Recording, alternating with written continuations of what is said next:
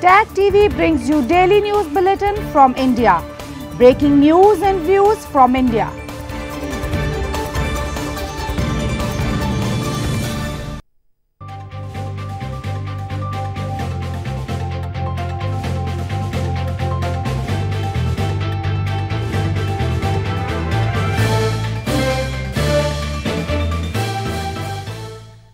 Good evening. Welcome to South Asia Newsline. I'm Surabhi Sharma. Here are the top stories we're tracking for you on Thursday, the 22nd of August. Situation in India's Jammu and Kashmir remains peaceful amid restrictions. Afghan president cautions allies on adopting wrong policy for peace. And Sri Lanka's new army chief takes office amid international criticism.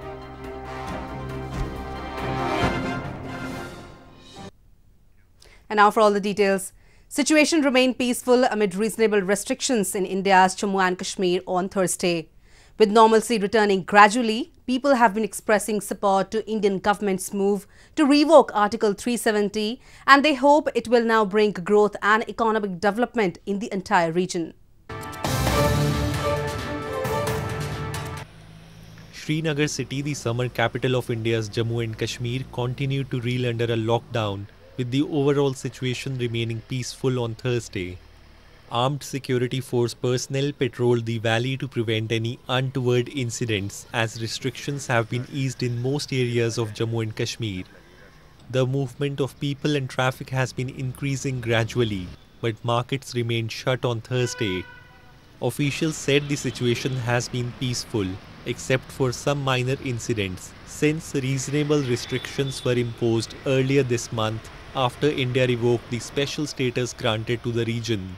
Area where there was relaxation extended, they also behaved normally also. Except in few pockets there were minor stray incidents of stone pelting. Otherwise, rest of the area behaved normally. Situation is again being monitored closely, and local decisions are taken regarding law and order. Meanwhile, in Tral town of Jammu and Kashmir, people expressed hope that they look forward to a bright future now. They said they supported Indian Prime Minister Narendra Modi's decision to abrogate Article 370, which will now bring growth and economic development in the entire region. जब हालात सुधार जाएंगे, नई सरकार आएगी और नौकरियां मिल जाएंगी. ये उम्मीद है आपको? हाँ, ये उम्मीद है. The Indian government has said that it would ease and lift the restrictions in a phased manner. The move to bifurcate Jammu and Kashmir into two union territories will come into existence on October 31st. Indian Foreign Minister S. Jaishankar, on the final day of his two-day visit to Kathmandu, met Nepali President Bidya Devi Bhandari on Thursday. Earlier, Jaishankar co-chaired the 5th meeting of the Nepal-India Joint Commission aimed at bolstering bilateral ties. India's Foreign Minister S. Jaishankar met Nepali President Bidya Devi Bhandari in capital Kathmandu on Thursday. Both the leaders held talks of mutual interest flanked by Indian officials. Earlier, Jaishankar and his Nepalese counterpart Pradeep Kumar Gyawali co-chaired 5th meeting of India-Nepal Joint Commission on Wednesday. Jaishankar in a tweet said discussions were productive and the Joint Commission comprehensively reviewed bilateral relations and identified areas of cooperation. A memorandum of understanding on food safety and standards between Food Safety and Standards Authority of India and Department of Food Technology and Quality Control of Nepal was signed. During the meeting, 2 checks amounting to 3.74 billion Nepali rupees for Terai Roads project and post-earthquake reconstruction project were also handed over to Nepal. Jaishankar, who arrived in Kathmandu after a 2-day visit to Bangladesh on Wednesday, had met Prime Minister K.P. Sharma Oli.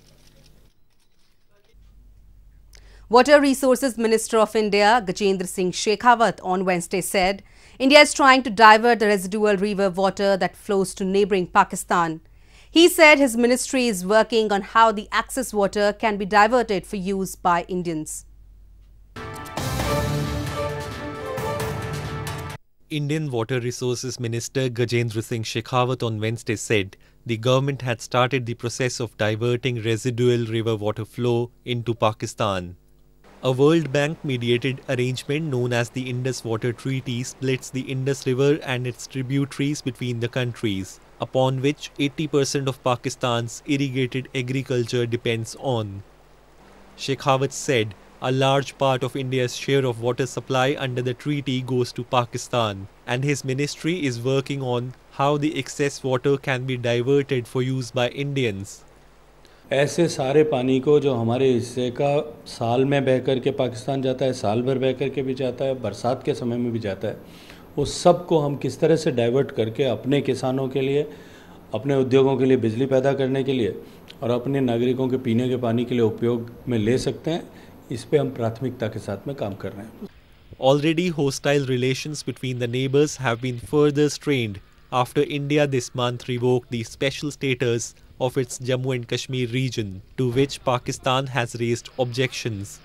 India had earlier threatened in February to stop sharing excess water with Pakistan after a suicide bomb attack by a Pakistan-based terror group in Jammu and Kashmir killed at least 40 Indian security personnel. Moving on, absence of proper medical facilities has remained a matter of grave concern for the locals in Gilgit-Baltistan. Locals hold the negligent attitude of the puppet administration under Islamabad's control as the primary cause of their misery. An ambulance executing duties of a garbage van speaks volumes about the state of medical and health affairs in Gilgit-Baltistan. It is one of the several other examples that clearly capture the picture of poor health services in the illegally occupied region. While doctors and nurses are perennially absent in the government-run hospitals, people are forced to travel to other parts of Pakistan for every small medical issue. They blame there are also insufficient number of beds and proper equipments required for even basic diagnosis and treatment. अस्पतालों की हालत के हवाले से ये कहा जा सकता है कि कभी कचरा कुंडी में तब्दील हो जाते हैं, कभी इनकी एक्सरे मशीन ख़राब हो जाती है, कभी डॉक्टर नहीं होता, कभी डॉक्टर वक्त पे नहीं आता. उस वजह से काफ़ी ये पिछली मरतबा यहाँ पर सिटी हॉस्पिटल में एक वाक़या पेश आया. वहाँ पर एक वो गिजर से एक मरीज़ लाया गया था जो डॉक्टर न होने की वजह से वो उसकी डेथ वाक़या हो गई. तो ऐसे कई वाक़यात पेश आते हैं. Successive governments in Gilgit-Baltistan have only passed the ball from one court to another. Crumbling medical sector and the corrupt government in the illegally occupied region are only compounding the troubles of the beleaguered people who have been fighting for their basic rights for decades now. In news from Afghanistan, Afghanistan's President Ashraf Ghani has outlined the need to move the Afghan peace process forward with caution. Ghani warned that Afghans could face unpleasant consequences if any wrong policy is adopted. Afghan President Ashraf Ghani has said that adopting any wrong policy for achieving peace will be unpleasant consequences for his country.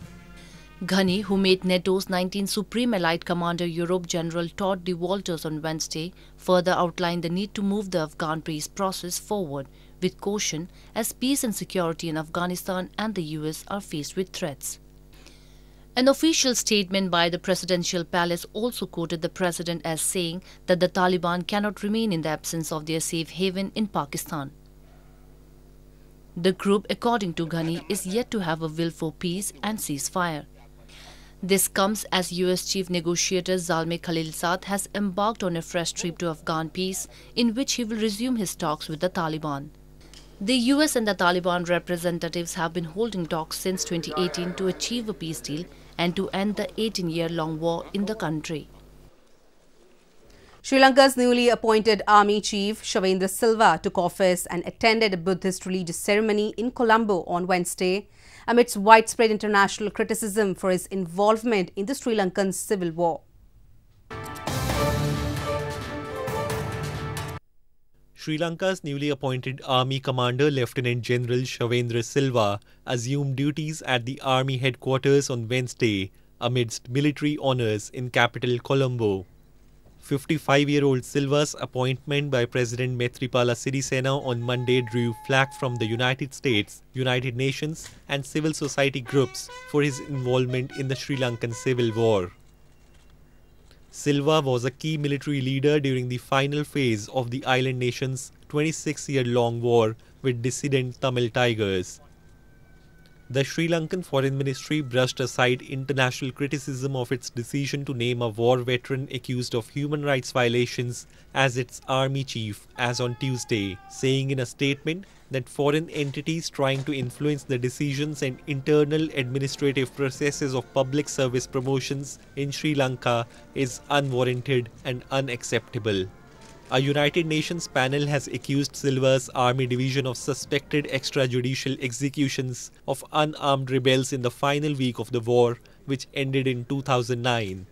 Silva, who joined the army in 1984 and was its chief of staff from January, has denied the accusations.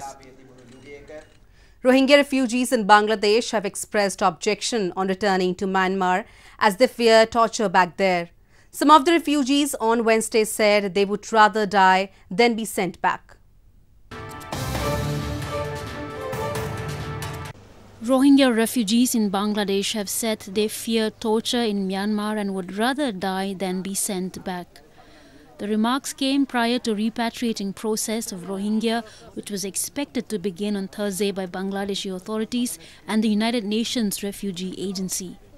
More than 730,000 Rohingyas fled Myanmar after a military crackdown in August 2017 that the UN has said was perpetrated with genocidal intent, and many refugees have refused to go back, fearing more violence.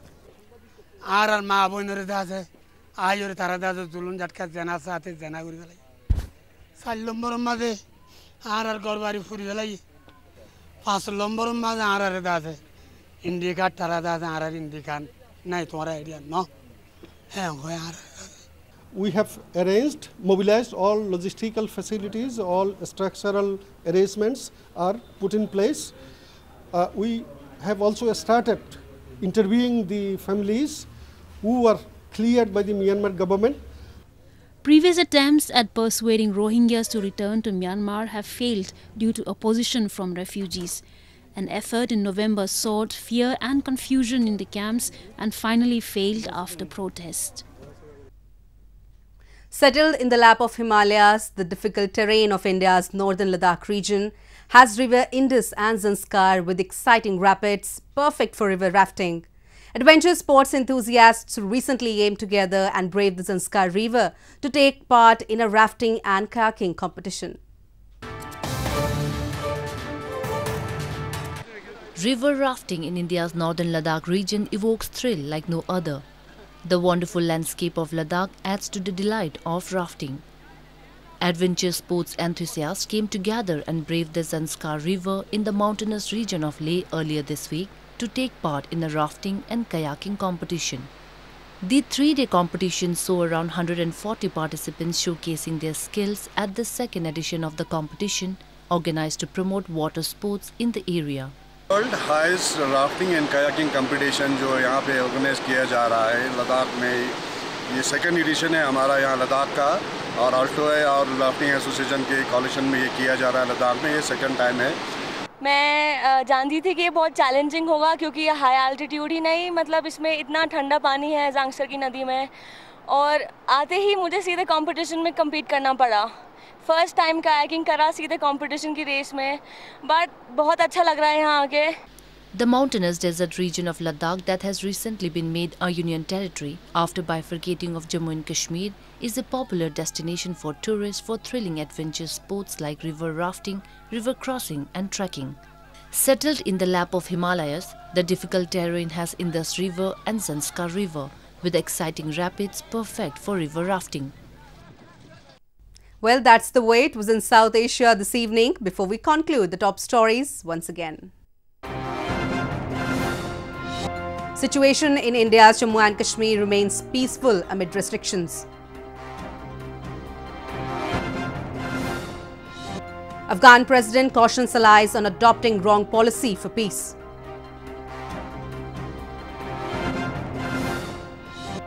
And Sri Lanka's new army chief takes office amid international criticism.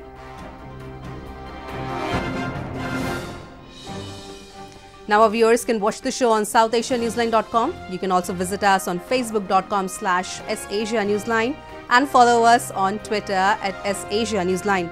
That's all in tonight's edition. We will see you same time tomorrow. Good night.